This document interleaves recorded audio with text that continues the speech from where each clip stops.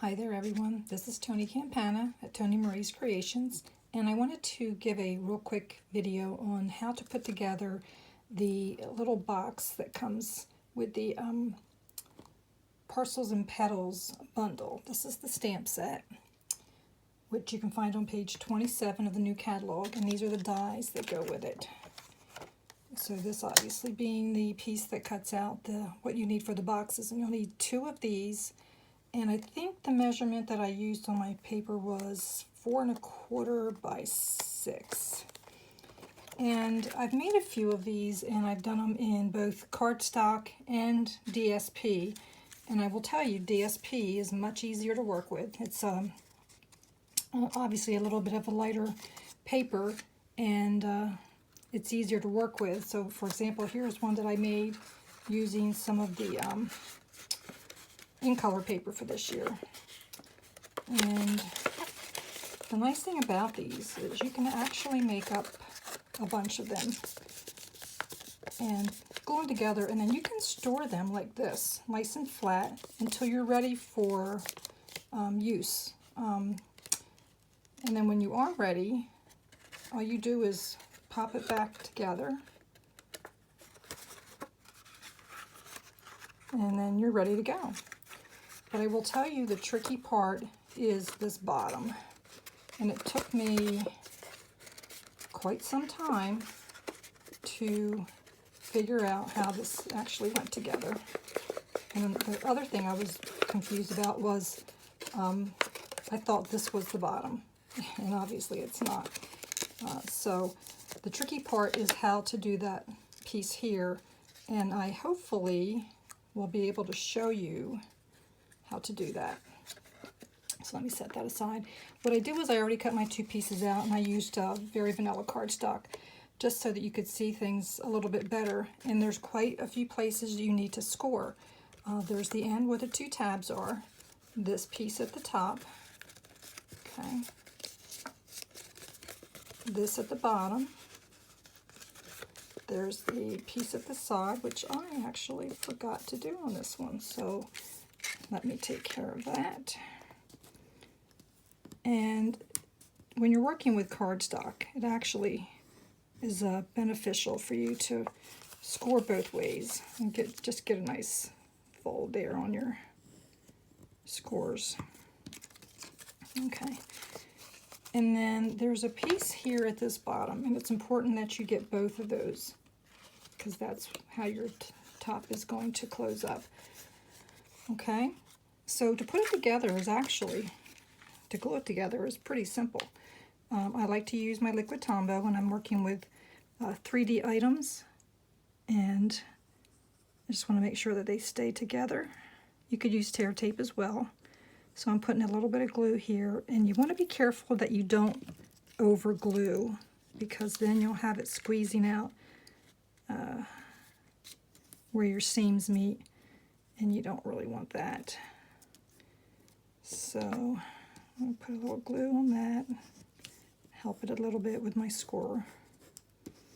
Okay, so that's one side. And then what I like to do is I just flip it over. It looks like I didn't get enough glue here. We can fix that.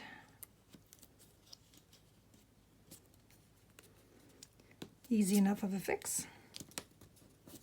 Although I did get a little too much glue there. So I'll turn that over, and at this fold here, I'm going to go ahead and put my glue. See if I can't see a little better here. Get it on both tabs. And then I fold over here. And it's easier to fold your 3D items on a flat surface and not try to hold them up and have them, the seams meet, because it just gets too hard to maneuver at that point. So that essentially is your box, okay? And when I first did this a couple times, I was confused. I thought this was the bottom of the box, and it's not. So you see you've got those 2 points here. So what you'll do is you'll fold those, and it goes one side over the other. It doesn't really matter which side goes, but one side over the other. and then they're going to fold, and the tip is going to go in here. Like I say, the cardstock is a lot stiffer, so you're going to want to make sure that you really crease the folds, and I really am not doing very well with this one little flap here. And that's fine, because I'm just using this as an example. Okay, and the bottom of the box is what gave me a fit, and I'm not exaggerating when I tell you that. It took me, I don't know how many tries to get this to work, but I did, finally, after watching the video over and over and over and over again. And what's going to happen is, you're going to fold all these pieces in together, and you're going to turn it like this.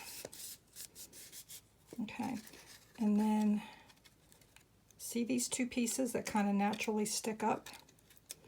Okay, what you're going to need to do is put a little Tombow on those.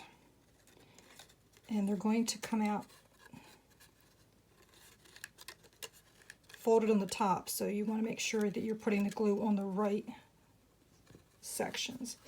So, and it just, again, just a little. So I'll put a little here, and I'll put a little in there. Okay. Now, when I go to close this, okay, I'm going to press that pretty well. And when you go to open it, that pops right into place. And thank goodness it worked this time, because the video I tried to do before this, it did not. I got a little bit of glue there too, so I will use my rubber eraser to get that off before I finish decorating. So again, you're going to push the inside, and it just kind of collapses on itself, but you'll see where those little creases are important, and that you put glue on the right side of them. So if you remember, I closed it first to get the little crease going. I flipped these tabs up and put a little glue on the inside, and then just tucked everything back in and closed again. So I will tell you, if you get it on the first shot, great, good for you. I think it took me 5 or 6 times, and I'm not exaggerating. I had such trouble doing this the first time. But now your box is finished. You tuck your ends in here, and it's done. Now, obviously, you're going to want to decorate. So if you're wanting to use a solid base and stamp a design, you're going to stamp that before you do any kind of scoring. And what I'm going to probably do with this is just wrap it with some DSP. I might stamp a little bit. I don't know just yet what I'll do with that. But so stamp first if you're going to stamp. If you're using DSP, which I did on this box, you really don't have to do too much more to this, except maybe put some ribbon around it. This is one that gave me some difficulty when I first tried this too. You can't see how messed up that is, but it's really a mess. So this will probably just be a sample that I keep out for people to see, and not something I give to anyone. But there's a lot you can fit in these little boxes. And as you can see, I have a boo-boo in there. So, yep, I make boo-boos a lot. But the DSP is the easiest paper, I think, to work with. But practice them. Even use just some plain printer paper first to see how it all goes together, so that you're not wasting your precious paper. And this is another one I had done, and actually I'd given these out at my catalog open house and filled it with some goodies and decorated them. But have fun with them. Don't let it intimidate you. So once you get that bottom part figured out, then that's half the battle, and have fun with it. So that's how that goes together. I hope that was somewhat helpful to you, and thanks for stopping in.